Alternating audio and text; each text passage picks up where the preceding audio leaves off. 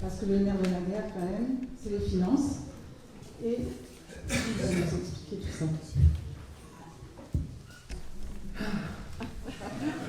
D'habitude, quand on passe cette diapo, il y a toujours dans la salle « Oh !»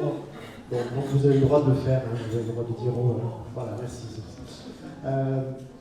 Je crois que c'est plus complexe par la forme que par le fond.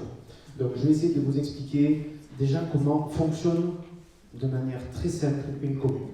Comme ça permet aussi de bien comprendre quels sont les leviers que l'on peut avoir dans une mairie.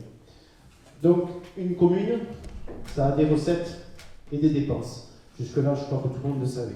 Par contre, rentrons un petit peu dans le détail. Au niveau des recettes, l'une des premières, c'est les impôts locaux.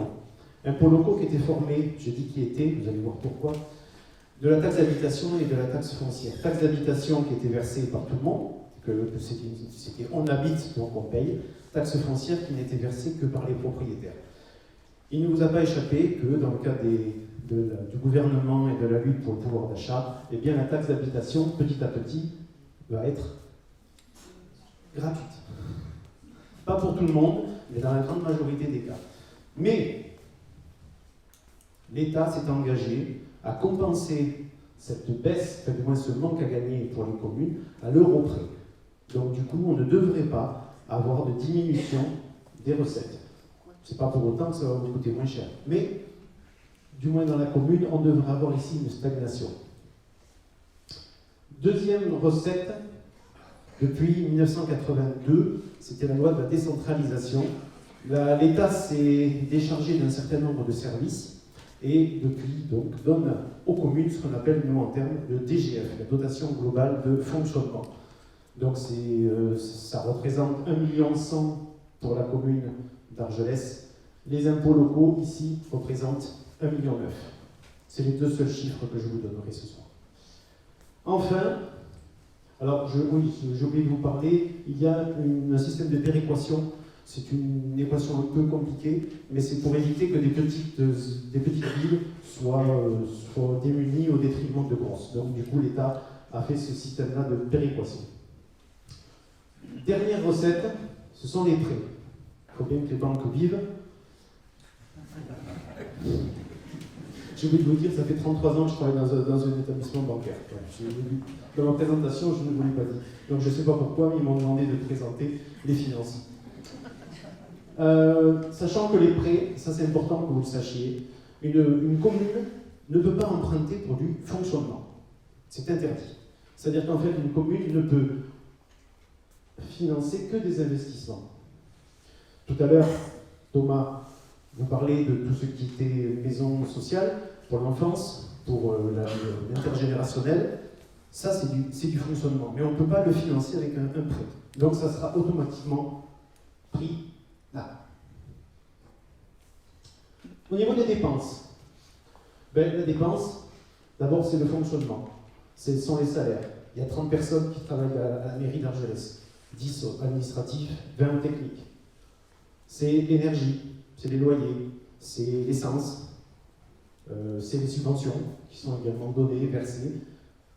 Donc tout ça, ça rentre là. Ensuite, l'équipement. Donc ça, c'est financé avec les prêts. Et puis la dernière source de dépenses, et c'est sur ça qui est important, ce sont les remboursements d'emprunt. Une commune a l'obligation d'investir, sinon elle se dépérit, tout les lit, et malheureusement ça tombe en rue. Et on le sait, si vous êtes propriétaire d'une maison, si on ne fait pas des travaux, à un moment donné, c'est pas bon. Donc, le remboursement d'emprunt ici, eh bien, il y en a. Mais, comme ces remboursements d'emprunt-là vont diminuer au fur et à mesure des années, pour vous donner un exemple, aujourd'hui, la ville, sur la base de 2018, je n'ai pas 2019, sur la base de 2018, remboursement d'emprunt de la commune, sur le budget principal, 430 000 €. Dans 6 ans, ça descend à 290 000.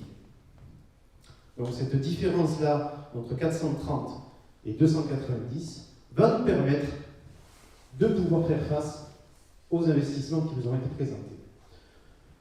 Cette marge-là, qui est donc de l'ordre de 130 000 €, représente un emprunt global de 2 300 000 €. Donc il peut être étalé sur une durée de 6 ans sans pour autant alourdir les dépenses puisqu'on restera au même niveau.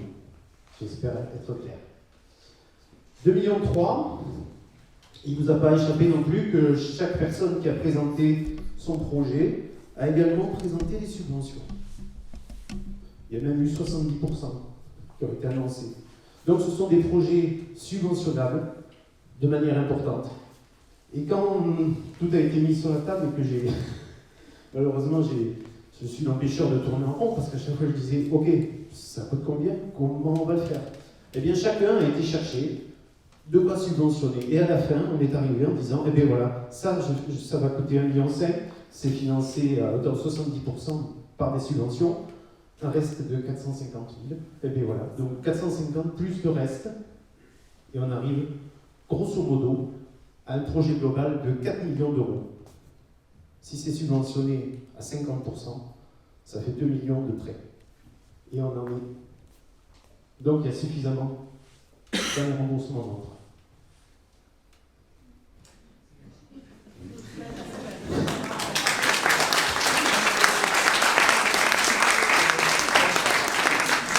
Dernière chose, parce que quand même je suis assez fier du schéma, c'est qu'il y a tout autour de la communauté de communes, alors il y a soit on appelle ça les communautés de communes, communauté urbaine, communauté d'agglo, mais c'est suivant la population qu'il y a.